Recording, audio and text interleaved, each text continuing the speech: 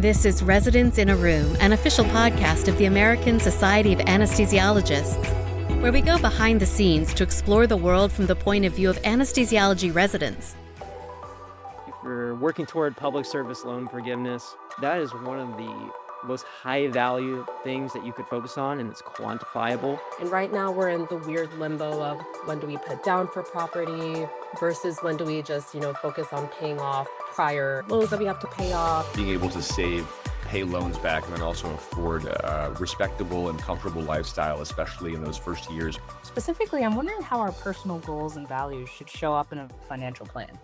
Welcome to Residents in a Room, the podcast for residents by residents.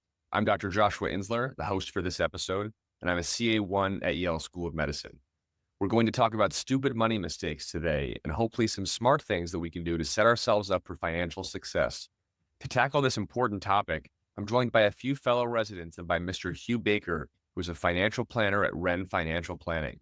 Wren Financial Planning helps doctors use money as a tool to live great lives, and they are the sponsor of this episode of Residents in a Room. We appreciate so much the support and are happy to have you on the show, Mr. Baker. But first up, before we dive into this conversation, let's meet my fellow co-residents. Hello, everyone. My name is Morgan Harris. I am a CA2 at McLaren Greater Lansing in Michigan.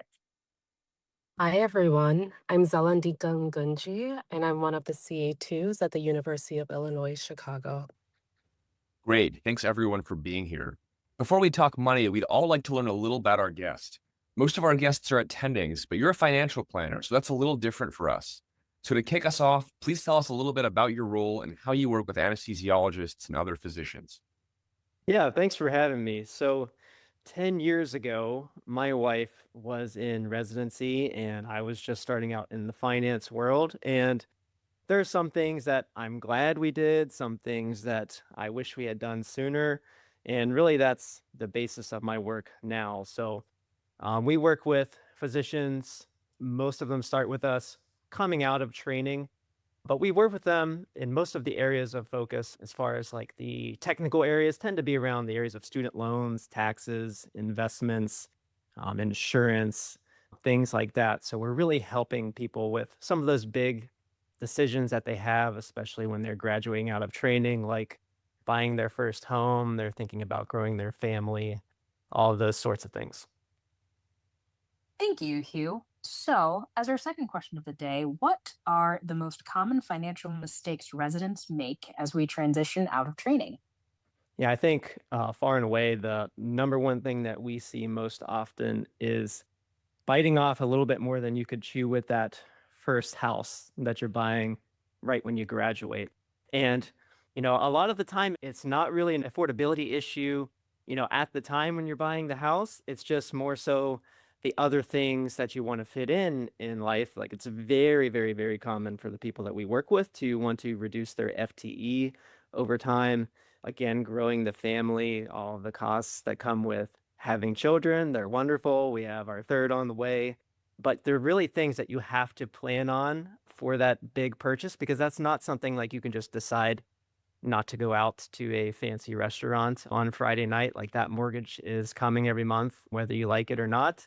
So having to change a house is a very big deal, but that's one that really drives a lot of your budget. And if you don't leave room for those other things that are super important to you and you really want to be able to have the time to do, and thinking about that when you buy that first house, it can really trickle down and cause a lot of other problems in your finances. Aside from the house, I think there's a lot of mistakes for those that have fairly large student loan balances.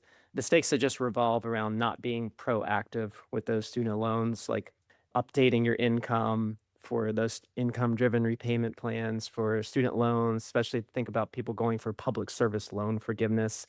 You might have a deadline where you have to update your income by, say, May, and then you filed your tax return in April, which had now your attending income on it, so it's much higher when, hey, really, maybe you could have went in and did that proactively a month or two ahead of time, and your calculation for your payment might have been based on $100,000 or more or less of income. And you could think about that as, well, 10% of that, let's just use that $100,000 example. maybe over 12 months, that could have saved you about $10,000 on those student loan payments. So that's really more of a public service loan forgiveness thing. If you're not going for that, if you're in private practice, you're gonna have to pay those student loans back anyway. But that's another huge, very quantifiable area that I see mistakes in a lot. Okay, so thank you so much for talking a bit about what not to do. Is there something specific you think all residents should do to set ourselves on solid financial footing? Yeah, I think this is a great opportunity to start building the rails or start building the habits so that whenever you do become an attending where the dollar amounts are a little bit larger, those habits are still in place. So things like making sure you are automating an amount from either each paycheck or whether it's every month, even if it's just going to a savings account that's sort of out of sight, out of mind, like a high yield savings account. If it's an investment account, that's also great. Just educating yourselves on those types of things and getting those habits built to start saving. And if you are thinking about buying a home, especially after you have graduated a little bit, this tip really only works if you do have that attending income, because if you're trying to buy it at that transition period, it doesn't quite work as well. But if you are thinking about buying a home, or really any type of thing that's going to be a fixed payment, that's going to be a new payment for you, could even be things like preparing for daycare, you could practice what that payment is going to look like. You could automate that higher payment. So if your rent is $2,000 and your mortgage is going to be $5,000, well, just automate an extra $3,000 a month to go somewhere out of sight, out of mind. And if you start to feel like, well, wow, that feels tight, like I don't know if I'm going to be able to save for the vacations I want to go on, or I don't know if I'm going to be able to just have that general lifestyle that I do enjoy, then that might give you pause and might help you think about, okay, what is the right home purchase price range for us? Also, just getting more oriented with details on your paycheck, like just looking at paychecks and knowing, looking at the taxes withheld, looking at how much is going to retirement accounts, if there's an employer match, what you're paying for benefits, just all good pieces to start educating yourself about now. So when the dollar amounts are bigger, you can really hit the ground running there. Let's talk about the things that we can't plan for. How do we know how to budget for all that life might bring us? Do we need to build some wiggle room into a financial plan? And what does that look like from your perspective? Yeah, that's a great question. That's a thing that a lot of people don't think about is planning for the unplanned. So one of the things that we talk about with the people that we work with is building in what we call unaccounted for or margin within your budget.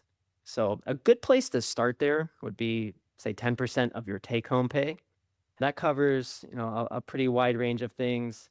If you are a homeowner, one of the things that we talk about, and it could depend on where you live, right? Because a $1.8 million home in San Francisco might be a 3 bedroom, and a $1.8 million home in the middle of nowhere, Ohio, might be a 7 bedroom. But planning on around 2% or so of your home value as far as a home maintenance expense, things that are just going to pop up out of the blue, like you need a new air conditioner or pipes burst underneath your kitchen floor, if that sounds super specific. Maybe that's what happened to us recently. So that's another thing, like if that situation fits. Another thing, if you're planning on growing the family, starting to think about what childcare costs, even if you think you have childcare covered by, say, parents. Still, you never know what might happen there. You want to make sure that you're able to pay for childcare whenever you're thinking about some other big purchases that you're working into your budget. So, on one hand, you could take a wide approach and go with a percentage of your income that you just know gets set aside for whenever the random things pop up. And then you can also be a little bit more specific, situation dependent there, like homeownership or like growing the family. Is there something physicians don't know to think about as we dive into a financial plan? Specifically, I'm wondering how our personal goals and values should show up in a financial plan.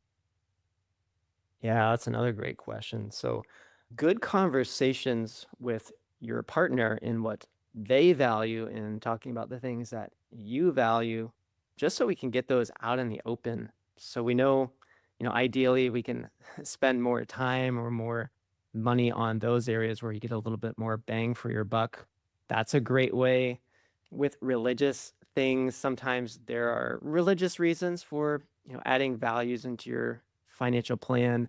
Like there is Sharia compliant investing for those that are Muslim. There are some religions, they give a percentage of their income away every year to their church. So that's another thing that some of our clients want to make sure that we're building in from the start with their financial plan, especially as they transition. We've had conversations and they would really view it as a failure if they had to pull back on that percentage of their income that they're giving. So that's another one that becomes very common. But things around the house and cars versus experiences as well, I'd probably say is actually the most common areas where values can show up in your financial plan, just making sure you have the wiggle room to spend money on those experiences, whether you like to travel, you want to see different parts of the world versus, maybe having a home where, yes, it checks all the boxes you need, and maybe the kitchen doesn't look like it was on the Home and Gardens magazine, but it's functional and maybe you get a little bit more value out of the extra vacation every year. Thank you. It was great to hear about the different kind of avenues when it comes to the financial plan. Do you have any advice for those of us who are just starting to think about this? Maybe any useful or informative resources you can point us to? Yeah, so shameful plug, a shameless plug, I should say. We have a course called Vitals Check. So if you Google finance for physicians and Vitals Check course, that will come up. That is really geared toward people in that transition phase. And we really geared it toward people that ideally they want to do it themselves, but they're not quite sure where they want to start. And they're not really at the point where they want to hire a financial advisor yet either. So that's a great resource where we've put a lot of hours into creating that. It's a couple hours of content. I believe we have 93 lessons on there. So it really teaches you about all the basics and all the components you should be thinking about in creating a financial plan and following a financial plan.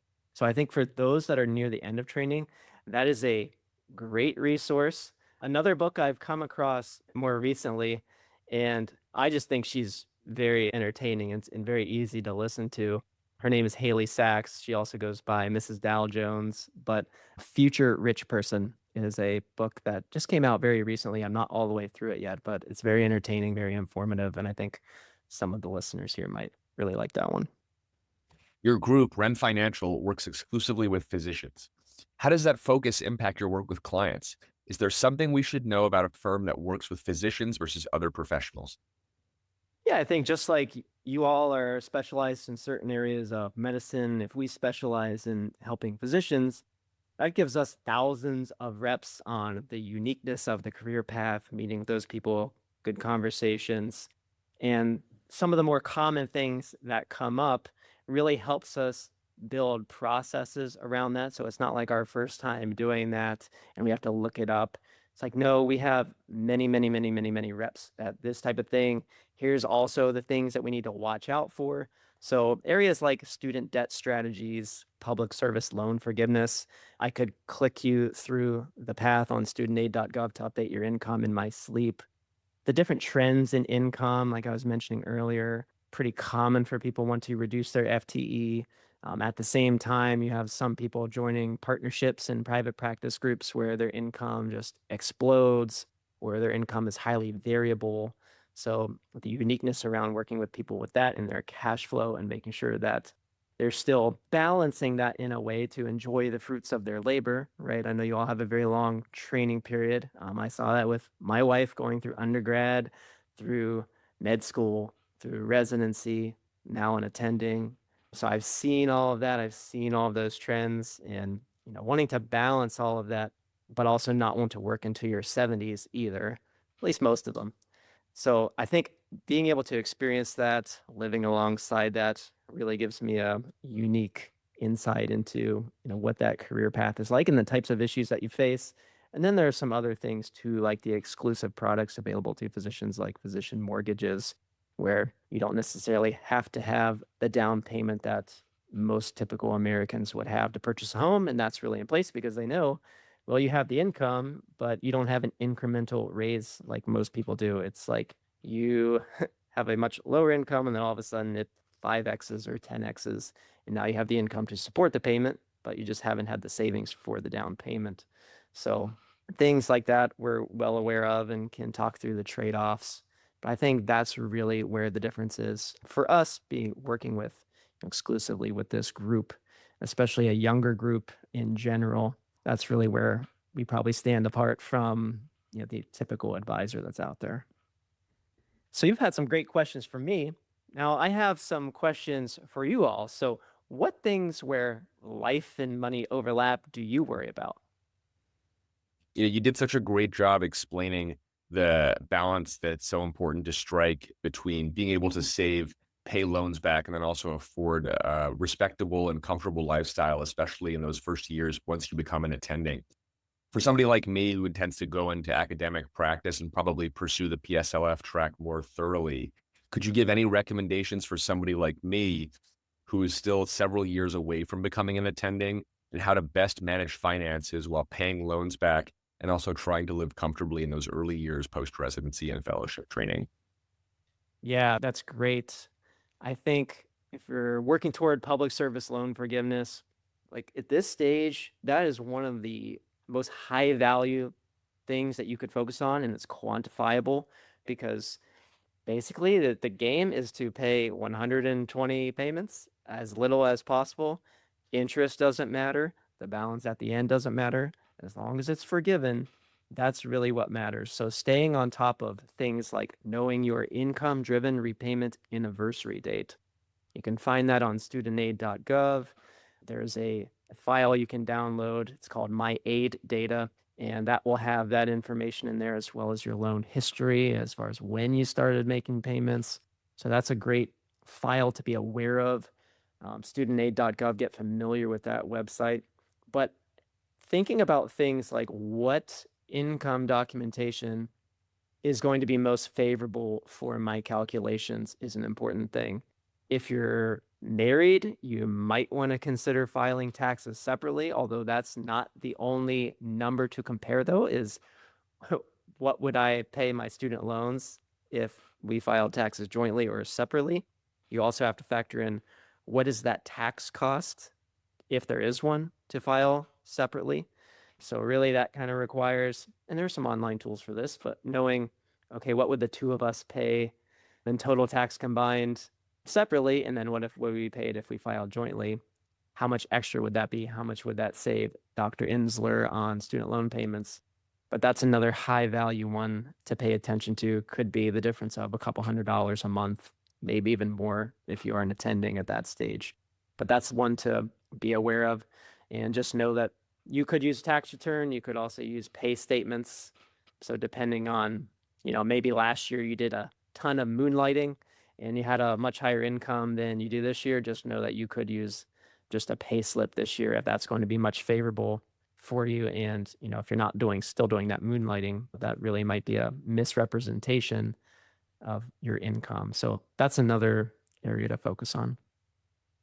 That's actually a very timely question because over the weekend, I was looking a little bit more into a program that I'm potentially going to go to for my pediatric anesthesiology fellowship. However, it's in California and I am from the Midwest. And so I guess what my question is going, as you would imagine, from the state of Michigan to the state of California. I even looked at houses on Zillow while I was there, and pretty much every house in Sacramento, at least in the area that I was in, was, I think the cost was probably about 1.4 to 1.5 million. Every single house. There was not a house that was for less. And so I guess my question is there something that I should be thinking about in order to move from a place where I would have a mortgage that is just significantly lower to a place where, it's California, so everything's really expensive. And I think that my financial plans would be vastly different between those two locations. It probably are going to be. I work with a fair amount of people in that state, and you're right, the cost of living is pretty high. Can also be a wonderful place to live. So if you visit there, you might I'd be like, well, this is why people pay this much to live here. Yeah, I imagine you're going to probably have a very different reality as far as what you're able to afford for housing or for rent? It sounds like you're thinking about purchasing a home. Is that right? Probably not in fellowship, but after if I end up staying out there, then yeah, I definitely purchase a home. Yeah, okay. Well, one of the things that I'll just throw out there, just having experience of working with someone in that area, something that made the home affordability much better, although of course it does come with strings attached. So if you happen to be going to the University of California, they have a mortgage program for their physicians. And essentially, at least the way it worked for the person that I'm working with, they got a much, much, much lower mortgage rate than what the current going rate is. So current going rate somewhere in the sixes. This person ended up getting 4.5%, 4%, something like that, which is a very drastic difference in the monthly payment. I want to say high hundreds, maybe even $1,000 a month difference. I'm not quite sure if it's that big of a difference, but so essentially, the University of California has this program where they pull money together and they lend it out to their physicians at that rate. So they are still getting interest rate paid back. They know you're good for it because they're the ones that pay you. And if you don't pay, well, actually, it just comes directly out of your paycheck. So that does make things a little bit more affordable there. But there's really not a whole lot of other silver bullets around that. It's just a high cost of living area. And, if you want to live there because you enjoy living there, then that's just what comes with it. But just know that that program exists and it really can be fairly significant as far as helping you afford a home. Of course. What other areas where life and money overlap do some of you have worries about, or maybe even not a worry, but just a question? Yeah, so I mean, similar to Dr. Harris, I am in a position where I'll be leaving Chicago and more than likely moving over to California. And it's interesting because me and my husband moved from the East Coast and we thought the Midwest prices were, outrageous. And then we looked at the California cost of living and we thought this is actually outrageous. But it's survivable and it's livable and it's, again, a beautiful area. I guess more of the concerns that we have, I mean, we have a 1-year old. We're planning on continuously building our family, hopefully. I guess just right now, getting to the tail end of residency, there's many major stressors that we're now thinking about. We've been thinking about it, but we've never really developed a full-on plan. First off is just the fear of making an expensive mistake early on in our careers. It's easy to, have that lifestyle inflation happening too quickly. And right now we're in the weird limbo of when do we put down for property versus when do we just, focus on paying off prior loans that we have to pay off, thinking about how quickly expenses can expand to match income, especially now that we're moving to a place that has a completely different kind of cost of living profile than what we're currently dealing with. And I just think all in all, many residents, including a lot of my colleagues I speak with, just feel very overwhelmed dealing with that sudden transition from going from survival mode in residency to a real earning potential. There's that sense that one bad contract or one bad loan strategy could set you back significantly, and then making the wrong decisions early, especially because we spend much of our training learning the medicine behind things. But when it comes to personal finances or like even negotiating contracts and strategies, those are things that we don't really think about until the tail end. And so just learning how to be independent adults, I guess you can call it. Debt is obviously a huge concern, but when it comes to contracts, retirement planning, disability insurance, housing decisions, family planning, all of this happening while we're working 60 plus hours a week can be pretty overwhelming. So we were thinking of strategies for residents, especially who are like graduating and looking for those initial jobs when it comes to negotiating contracts. And for example, some jobs might offer relocation assistance. And I guess it also depends on where you plan on working.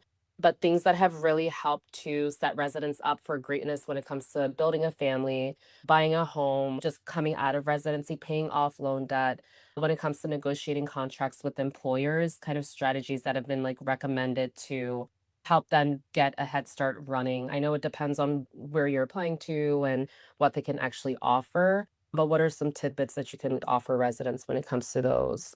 Yeah, I think at this stage it's very important to work with a contract attorney that's familiar with physician contracts.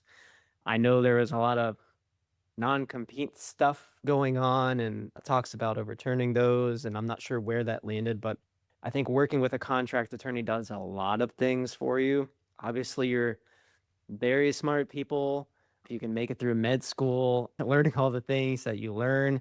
It's just your area of focus is on, that narrow area of medicine, and just leaning on other professionals like a contract attorney to make sure that you understand all the legalese in there and you understand exactly what you're getting yourself into. They can also help you understand how this measures up against other contracts, what the employers are paying other physicians in the area, not just the salary, but the things like the time off, maybe the bonuses associated with it, or the RVU targets, or how much you're paid per RVU. That can be really important. I know my wife was able to get something worked into her contract that was extremely valuable. It wasn't a dollar amount increase, but her employer that she signed with was notorious for moving people around to different offices, and we were going to purchase a home 2 miles from her office. So we got it worked into her contract that this is the specific location she will be working at, and she would need a new contract for them to move her location. So that was extremely valuable for us. So that's one thing.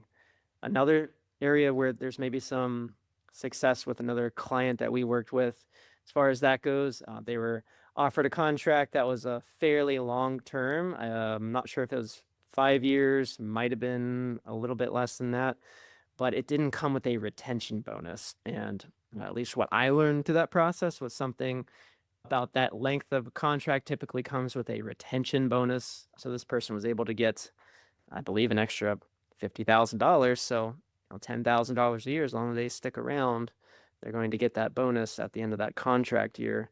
Really, just by asking. Like, it wasn't a whole lot of pushback. It was like, okay, you asked, here it is. We want to get this done. So you can have success with things like that. And I think the biggest thing there too is you're not trying to figure it all out on your own. You don't have to figure it all out on your own. You're already figuring out a lot. So put something like that on somebody who focuses on that area. And even if at the end of the day, the contract that they originally proposed to you is what you end up signing, at least you know you didn't leave anything on the table without getting a professional involved. And you don't have to worry about your partner saying, well, maybe you could have gotten more or you could have gotten time off. Nope, we tried that. We worked with a professional. This is what we've got. So I think that's huge.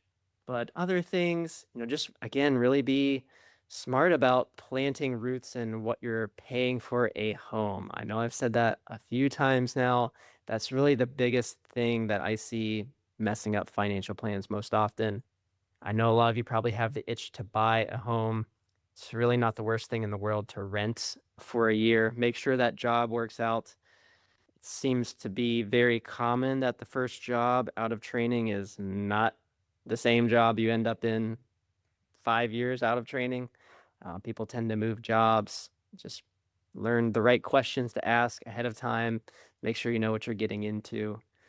And also, if you rent when you first move, then you get to know like the area that you maybe want to live in and make a different decision, about where you would live if you got to spend some time there, learn the traffic patterns, those types of things. Again, I know it's super hard because of the delayed gratification through all of the schooling, and like you're finally here and it's supposed to be the next thing that we do and buy a home. But, I think that really could be where you get yourself into just some trouble, especially in a high cost of living area, because things like realtors commissions, I mean, you could sell your home a year later for what you bought it for exactly, and you're going to end up losing 6% because that's what the standard realtor commission is. And 6% on a California home is usually a pretty large amount. So I think those are some things. And just since you mentioned California too, one little quirk I'll throw out there is it is a community property state, which if you have student loans and you're going for public service loan forgiveness,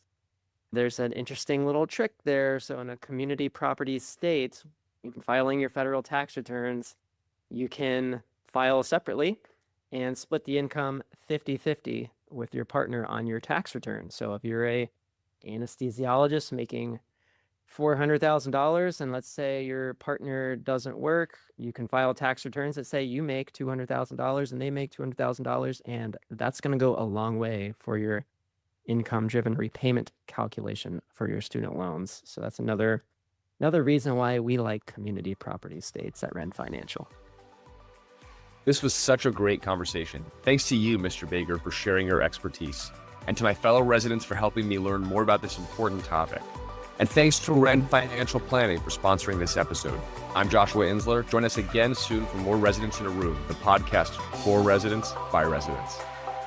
The content of this podcast is intended for informational purposes only and is not intended to be investment advice. The views expressed are subject to change based on market and other conditions. Ren Financial Planning, LLC is a registered investment advisor. For more information about our firm, please visit our website, www.renfinancial.com. That's WRENNE financial.com. To access the Vitals Check course for free, visit courses.financeforphysicians.co and use code ASA at checkout. Hello, ASA. I'm Dr. Patrick Guillaume, your ASA president, and this is the Monday Morning Minute. First, registration for Anesthesiology 2026 is now open. Upgrade your registration with ASA Plus to unlock a new on-demand experience. Learn with a flexible, personalized subscription designed for year-round education that brings together content from Anesthesiology, ASA Advance, and ASA Originals playlist. Next, at the recent Health Management Academy conference, I met with health system executives from some of America's top facilities and health systems. We discussed AI, ASA's major advocacy issues, and the workforce outlook. And last, at the University of Connecticut, anesthesiologists raised concerns about the misleading use of the term nurse anesthesia residents for student nurse anesthetists. The university recognized the issue and reversed course.